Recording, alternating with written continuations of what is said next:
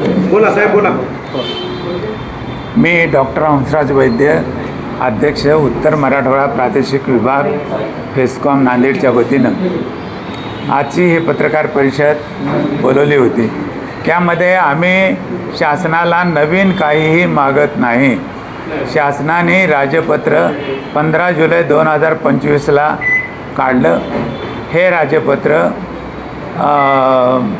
काढल्यानंतर त्याचा नंबर त्यांनी दिला, सर्वसाधारण नंबर 78 असं त्याच्यावर नमूद केलेलं आहे.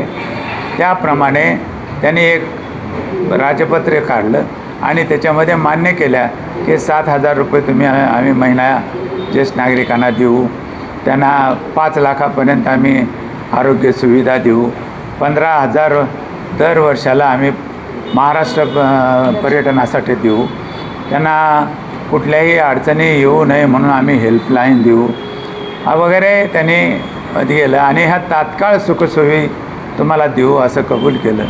पण आज जवळपास 10 महिन्यापेक्षाही जास्त वेळ होऊनसुद्धा शासनाने त्याच्यातली एकही गोष्ट आमच्यापर्यंत आणली नाही, आमच्यासाठी केलं नाही.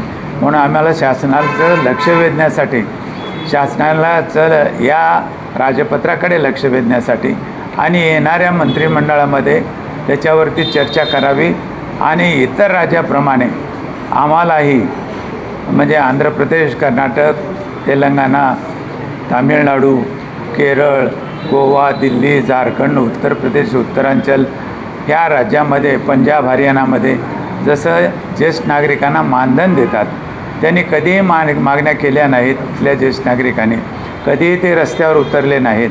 पण आपले महाराष्ट्र तर हे पुरोगामी राज्य समजलं जातं, फुले शाहू आंबेडकरांचं राज्य समजलं जातं.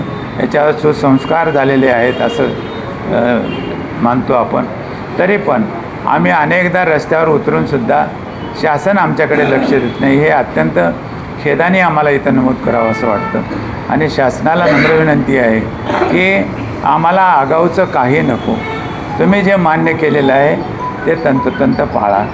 तुम्ही मान्य केलेलं आहे 60 वर्षच ग्राह्य धरा. शासनाचे सगळ्या योजना 60 वर्षाच्या वरच्या ज्येष्ठ नागरिकांना मिळाव्यात याचं पालन करा. दुसरी गोष्ट अशी की इतर राज्याप्रमाणे त्यांना मानधन द्या.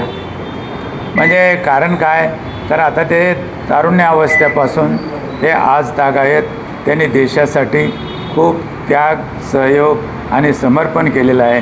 म्हणून त्यांना राष्ट्रीय संपत्ती घोषित करून त्यांना लाडके मायबाप योजना आणा आणि त्यांना त्या अंतर्गत महिन्याला फक्त तुम्ही 7,000 कबूल केले, पण आमचं म्हणणं आहे की तुम्ही 5,000च का होईना द्या त्यांना. म्हणजे त्यांच्या घरी आता अशी परिस्थिती आहे की हे म्हातारे सगळ्या कुटुंबियांना जड झालेले आहेत.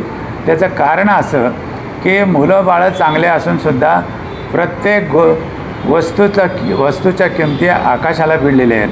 त्यामुळे त्याला न कमावणारे म्हटलं तर मायबाप आणि ते आता जड झालेले आहेत. तर ते जड होणार नाहीत. तुम्ही जर मानधन देऊ केलं तर ते सन्मानानं त्या कुटुंबामध्ये जगतील.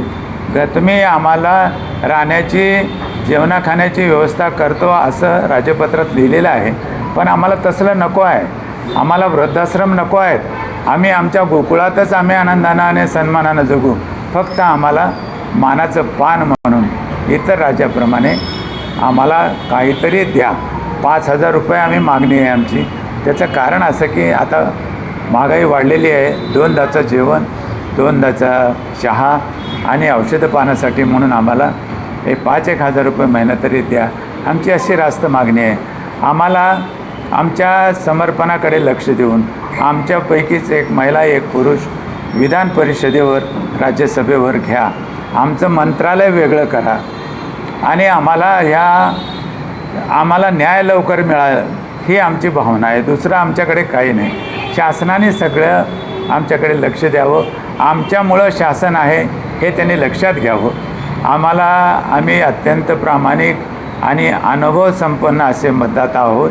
आम्ही कधीही इतर ह्याच्या पक्षामध्ये किंवा आमचा मताचा विभागणी केलेली नाही. आम्ही ठामपणे छातीवर हात ठेवून सांगू शकतो की केंद्र सरकार आणि राज्य सरकार हे ज्येष्ठ नागरिकामुळं आहे आणि आता पुढेही राहणार आहे. म्हणून आम्हाला एवढंच आम्ही लक्ष वेधू इच्छितो शासनाचं की तुम्ही जे कबूल केलेलं आहे ते फक्त प्रामाणिकपणे अंमलात आणा आणि आम्हाला थोडं तरी का होईना मानधन द्या. आमचा अट्टहास नाही, पण आम्हाला सन्मानानं जगण्यासाठी आम्ही कमवते न राहिल्यामुळं, आम्ही करते न राहिल्यामुळं आम्हाला काहीतरी तुम्ही द्या, एवढीच आमची मागणी ह्याच आहे. आणि म्हणून शासनास नम्र विनंती आहे की येत्या मंत्रिमंडळाच्या बैठकीत त्यांनी निर्णय घ्यावा आणि आम्हाला न्याय द्यावा. एवढंच या प्रसंगी सांगतो, थांबतो. जय हिंद, जय महाराष्ट्र, जय ज्येष्ठ नागरिक चळवळ. धन्यवाद.